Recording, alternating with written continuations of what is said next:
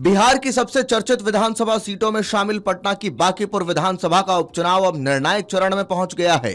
आज नामांकन दाखिल करने का अंतिम दिन है और इसी के साथ चुनावी सरगर्मियां भी चरम पर पहुंच गई हैं। जनसुराज के संस्थापक प्रशांत किशोर और भारतीय जनता पार्टी के उम्मीदवार नीरज कुमार सिन्हा आज पटना कलेक्ट्रेट पहुंचकर अपना नामांकन दाखिल करेंगे। दोनों दलों ने नामांकन के दिन शक्ति प्रदर्शन की पूरी तैयारी कर ली है। बड़ी संख्या में समर्थकों और कार्यकर्ताओं की मौजूदगी में रोड शो के साथ नामांकन दाखिल किया जाएगा, जिससे चुनावी माहौल और गर्म होने की उम्मीद है। नामांकन से पहले प्रशांत किशोर ने सोनपुर स्थित प्रसिद्ध हरिहर नाथ मंदिर में पूजा अर्चना की। इस दौरान उनकी पत्नी डॉक्टर जाह्नवी दास भी उनके साथ मौजूद रहीं। पूजा के बाद उन्होंने चुनावी अभियान को नई गति देने का संदेश दिया। हाल के दिनों में जनसंपर्क अभियान के दौरान भी प्रशांत किशोर के माथे पर त्रिपुंड लगाए नजर आ रहे थे, जिसे राजनीतिक विश्लेषक उनकी संस्कृति और धार्मिक छवि से जोड़कर देख रहे हैं। प्रशांत किशोर आज अपने समर्थकों के साथ रोड शो करते हुए पटना कलेक्ट्रेट पहुंचेंगे और नामांकन दाखिल करेंगे। इसके बाद वह स्काउट एवं गाइड मैदान में एक बड़ी जनसभा को संबोधित करेंगे। माना जा रहा है कि इस सभा के जरिए वह अपनी चुनावी रणनीति और विकास के एजेंडे को विस्तार से जनता के सामने रखेंगे। जनसुराज इस चुनाव को अपनी राजनीतिक साख से जोड़कर देख रही है और पार्टी इसे बिहार की राजनीति में अपनी स्वीकार्यता साबित करने का अवसर मान रही है। उधर भाजपा ने भी नामांकन को लेकर व्यापक तैयारी की है। भाजपा उम्मीदवार नीरज कुमार सिन्हा पार्टी कार्यालय से समर्थकों और कार्यकर्ताओं के साथ रोड शो करते हुए नामांकन के लिए रवाना होंगे।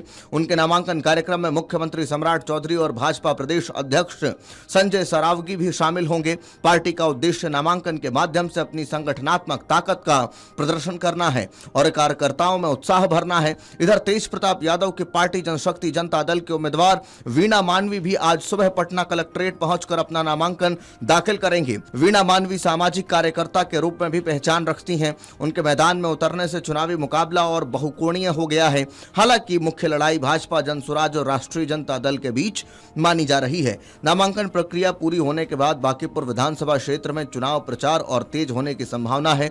सभी प्रमुख दल अपने अपने उम्मीदवारों के पक्ष में जनसभाएं, रोड शो और घर घर संपर्क अभियान चलाने की तैयारी में है। इस सीट पर 30 जुलाई को मतदान होगा, जबकि मतगणना 3 अगस्त को होगी। इस उपचुनाव में भाजपा की शुरुआत आसान नहीं रही। पार्टी ने पहले भारतीय जनता युवा मोर्चा के नेता अभिषेक कुमार सिन्हा उर्फ बंटी को उम्मीदवार बनाया था। उन्होंने नामांकन भी दाखिल कर दिया था, लेकिन अगले ही दिन पारिवारिक कारणों का हवाला देते हुए उन्होंने अपनी उम्मीदवारी वापस ले ली। इसके बाद उनके पिता का नाम चारा घोटाले से जुड़े एक मामले में सामने आने और नामांकन पत्र के हलफनामे में तकनीकी खामियों की चर्चा ने राजनीतिक माहौल और गर्म कर दिया। इन परिस्थितियों में भाजपा ने तत्काल डैमेज कंट्रोल करते हुए उम्मीदवार बदलने का फैसला लिया। पार्टी ने 32 वर्षीय युवा कार्यकर्ता नीरज कुमार सिन्हा को अपना प्रत्याशी घोषित किया। नीरज लंबे समय से संगठन में सक्रिय रहे हैं और बूथ स्तर से लेकर मंडल अध्यक्ष तक की जिम्मेदारियां निभा चुके हैं। भाजपा का कहना है कि उनका परिवार जनसंघ के समय से पार्टी की विचारधारा से जुड़ा रहा है और संगठन में उनकी मजबूत पकड़ भी है। पार्टी अब नए चेहरे के साथ चुनावी मैदान में उतरकर अपनी परंपरागत सीट बचाने की कोशिश कर रही है। बांकीपुर विधानसभा सीट लंबे समय से भाजपा का मजबूत गढ़ मानी जाती रही है। यहां से भाजपा के वरिष्ठ नेता और बिहार सरकार के पूर्व मंत्री नितिन नवीन लगातार 5 बार विधायक चुने गए। हाल ही में उन्हें भाजपा का राष्ट्रीय अध्यक्ष बनाए जाने पर और राज्यसभा सदस्य निर्वाचित होने के बाद उन्होंने विधानसभा की सदस्यता से इस्तीफा दे दिया। इसी कारण यह सीट खाली हुई और यहां उपचुनाव कराया जा रहा है। दूसरी ओर राजद ने एक बार फिर रेखा गुप्ता को उम्मीदवार बनाया है। हालांकि आज के नामांकन के केंद्र में प्रशांत किशोर और नीरज सिन्हा ही हैं, लेकिन चुनावी मुकाबले में राजद भी अपनी पूरी ताकत झोंकने की तैयारी में है। त्रिकोणीय मुकाबले के कारण इस सीट पर हर राजनीतिक दल सामाजिक समीकरणों और संगठनात्मक ताकत के आधार पर जीत का दावा कर रहा है। राजनीतिक विश्लेषकों का मानना है कि बांकीपुर उपचुनाव केवल एक विधानसभा सीट का चुनाव नहीं, बल्कि बिहार की बदलती राजनीति का संकेत भी माना जाएगा। भाजपा अपने संगठन और पिछले रिकॉर्ड के भरोसे मैदान में जुटी हुई है। जनसुराज इसे अपनी राजनीतिक पहचान मजबूत करने का एक अवसर मान रही है, जबकि राजद सामाजिक समीकरणों और अपने परंपरागत वोट बैंक पर भरोसा जता रही है। अब सभी की नजरें आज के नामांकन और उसके बाद शुरू होने वाले जोरदार चुनाव प्रचार पर टिकी हैं।